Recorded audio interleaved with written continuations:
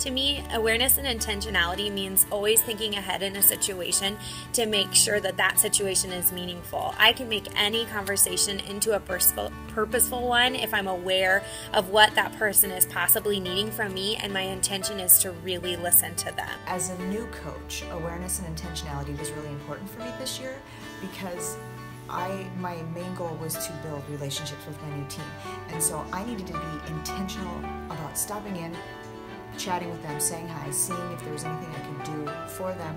And I do believe by doing that I was successful in building those relationships with my team. Awareness is really knowing where your people are at, why they're there, what their background is, and what caused them to be in the place that they're in, and to really understand their goals and where they want to go and what they want to accomplish.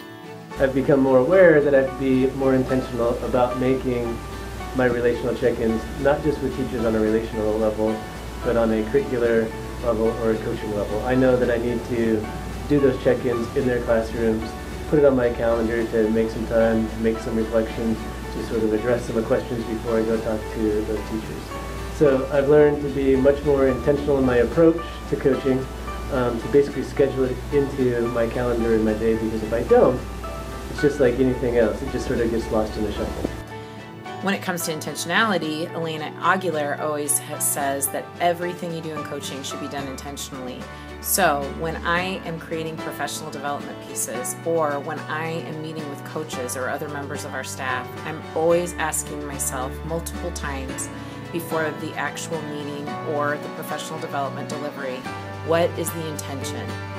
As I think of awareness and intentionality, I think of being aware of your own body language, being aware of your listening skills, and being aware of what the person you're coaching is saying. One way to do this is to be paraphrasing and to just be, as Elena Aguilera would say, doing broad, open-ended listening.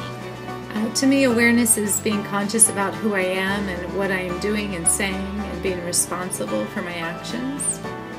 Awareness is also really getting to know each other as individuals. Intentionality is, to me, the purpose or the what behind my actions and choosing to be purposeful. So I think awareness and intentionality go together. You need to become aware of what's going on and then be intentional in how you can help people address that.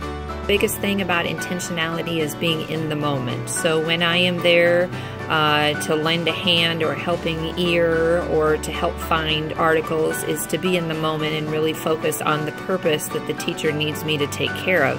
That takes a lot of focus, putting things aside for me and being aware that their time is important, and being any help that I can.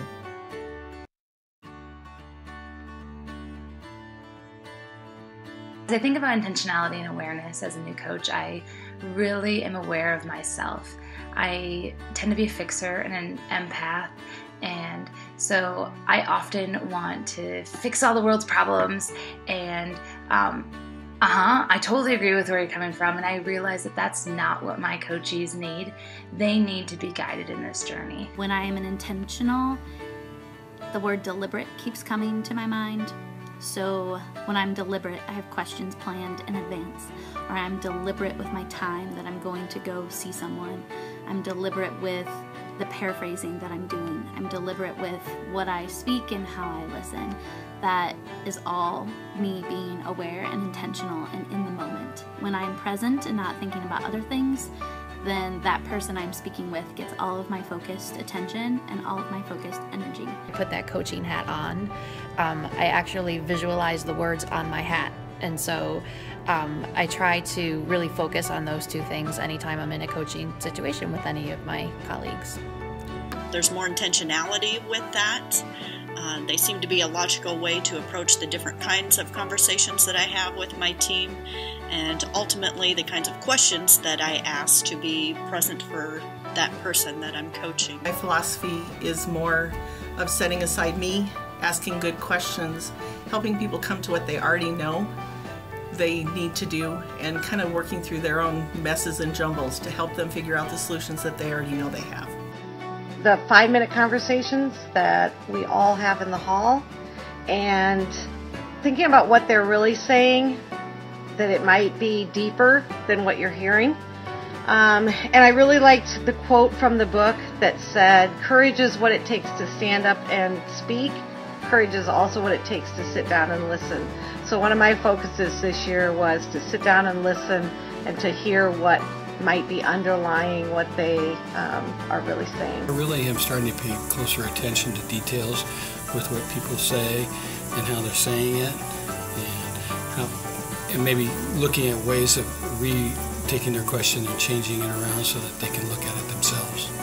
Ladder of inference has been super powerful for me, thinking about how I climb up that ladder without even noticing, and how that impacts the people that I coach or my ability to work with others. I think a lot more before I speak, and I'm aware of how much I speak, and I at least wait a second to prepare what I'm going to say, rather than just blurt it out.